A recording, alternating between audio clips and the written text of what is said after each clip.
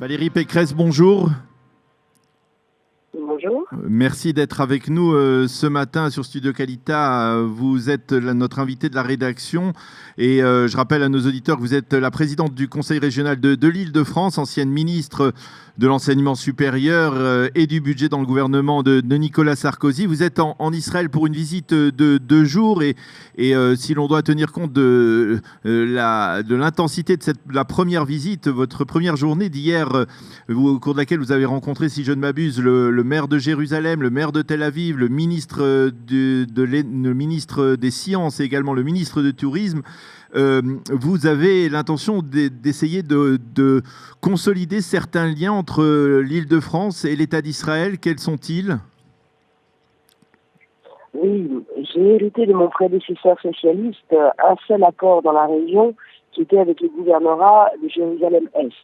Alors je me suis dit que j'allais rééquilibrer les choses et conclure aussi des partenariats avec des collectivités de l'État d'Israël.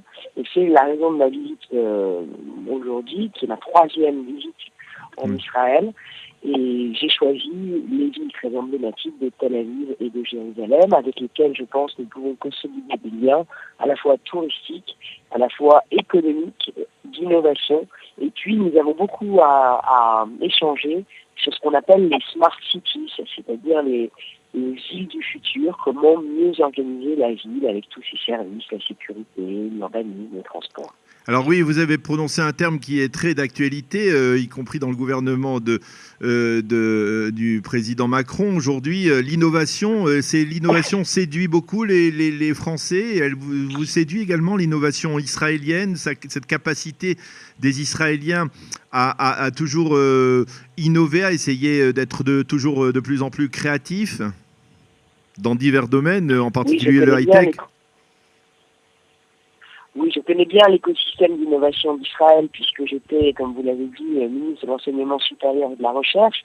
C'était l'objet d'ailleurs de ma première visite il y a presque une dizaine d'années en Israël pour travailler avec le Technion, avec l'université hébraïque, avec l'Institut Weizmann. Donc j'avais déjà, constaté personnellement la vivacité de la tech israélienne, mais ce qui est très spécifique à l'Île-de-France, c'est que la région de Paris compte 350 000 membres de la communauté juive et une bonne partie ont des liens très forts, familiaux ou affectifs avec Israël.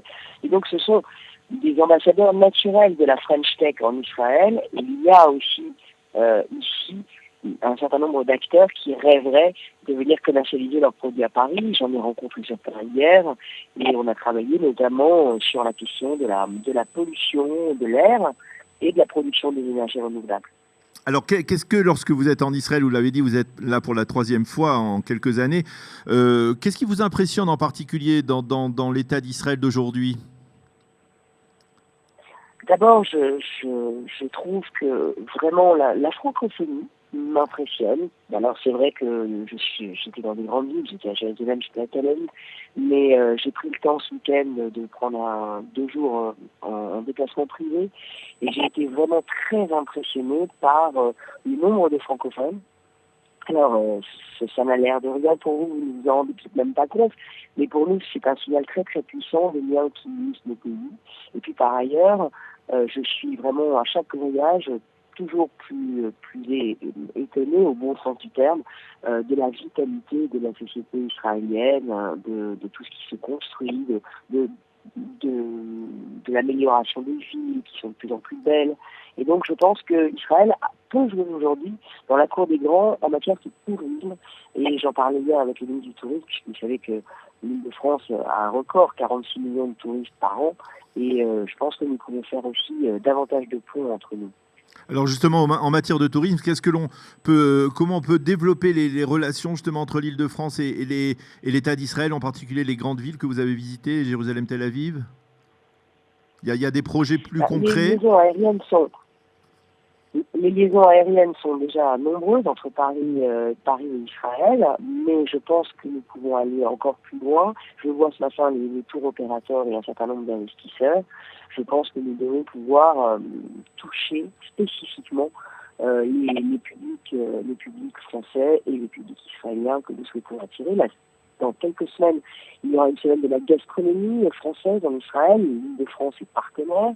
Mais là aussi, j'ai dîné hier avec le cuisinier du Premier ministre, le chef des chefs. Et on s'est dit qu'il fallait faire aussi connaître la gastronomie israélienne en France, les vins israéliens.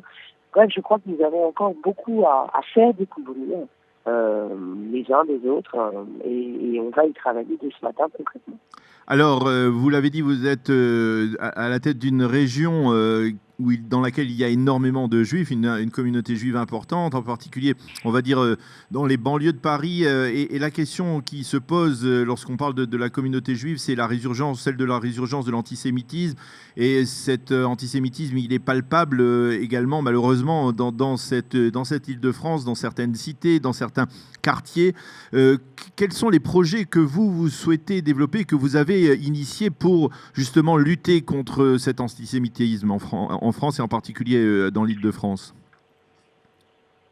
Alors, vous savez que l'Île-de-France est une région de 12 millions d'habitants et c'est vrai qu'elle concentre, que la mission de la présidente de région est aussi d'assurer la cohésion sociale de ce territoire et le fait que des personnes très différentes, d'origines très différentes, doivent pouvoir sereinement vivre ensemble.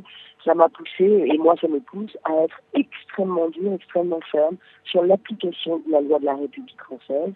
Par exemple, j'ai fait voter une délibération qui interdit de subventionner toute association qui en Île-de-France appellerait le boycott de l'État d'Israël. Le BDS. C'est important parce que vous savez que nous avons une jurisprudence, le BDS, nous avons une jurisprudence de la Cour de cassation qui interdit le boycott de l'État d'Israël, mais cette jurisprudence doit s'appliquer dans les faits. Et par le passé, la région subventionnait un certain nombre d'associations qui ouvertement appelaient au boycott d'Israël. Ça n'est plus le cas aujourd'hui. Et de la même façon, je crois que nous sommes tous aujourd'hui en lutte contre l'islamisme radical et contre toutes ces dérives, dont évidemment la résurgence de l'antisémitisme dont vous parliez, un antisémitisme extrêmement violent, extrêmement brutal. Et donc, contre cela, nous avons mis en place une charte de la laïcité qui permet de détecter les comportements de radicalisation, de lancer des alertes et aussi qui réaffirme un certain nombre de principes et de valeurs de la République, notamment l'égalité femmes-hommes, dans tous les actes de la vie des associations qui sont subventionnés par la région. C'est très important parce que nous avons énormément de partenaires dans les quartiers, notamment populaires, et la région donne l'exemple, la région fixe les règles, et ces règles, ce sont celles du Lieu ensemble, ce sont celles des valeurs de la République française. Eh bien, Valérie Pécresse, merci d'avoir répondu à nos questions ce matin dans le cadre donc de votre visite en Israël, une visite de 2 jours, donc au cours de laquelle vous avez tenté de consolider certaines relations, en particulier dans le domaine de la haute technologie, de l'écosystème et du tourisme entre l'État d'Israël, certaines villes d'Israël comme Jérusalem et Tel Aviv, et votre région, l'Île-de-France. Merci d'avoir été avec nous ce matin sur studiocalita.com. Et bonne journée, bonne seconde journée de votre visite en Israël.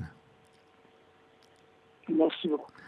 Voilà, il est 8h24 ce matin sur studiocalita.com. Nous allons marquer une petite pause et on retrouve dans quelques instants Eliana Gurfinkel pour sa chronique Un jour, notre histoire.